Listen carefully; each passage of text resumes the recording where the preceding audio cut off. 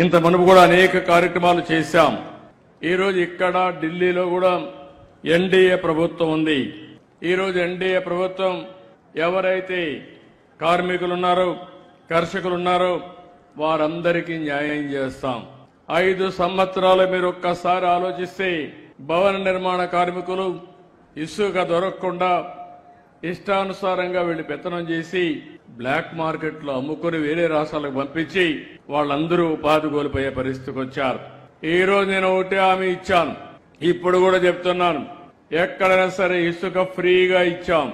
మీరు ఎక్కడైనా సరే మీ ఊర్లో ఇసుకుంటే మీరు స్వేచ్ఛగా తీసుకుపోయే స్వేచ్ఛ ప్రతి ఒక్కరికి మీకు ఇచ్చామని మరొక్కసారి విజ్ఞప్తి చేస్తున్నాను.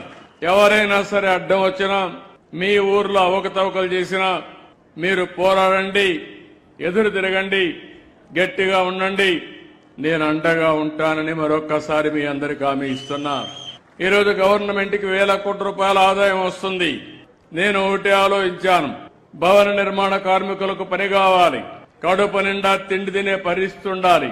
అంతేకాకుండా భవనాలు కడితే ఎంతో మందికి ఉపాధి వస్తుంది, సంపద పెరుగుతుంది, దీనివల్ల భవిష్యత్తులో మళ్లీ ఆదాయం వస్తుంది.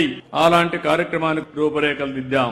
భవన నిర్మాణాలకు గాని లేఅవుట్ల అనుమతులన్నీ కూడా చాలా సులభతరం చేశాం. నిర్మాణ రంగాన్ని ప్రోత్సహిస్తున్నాం.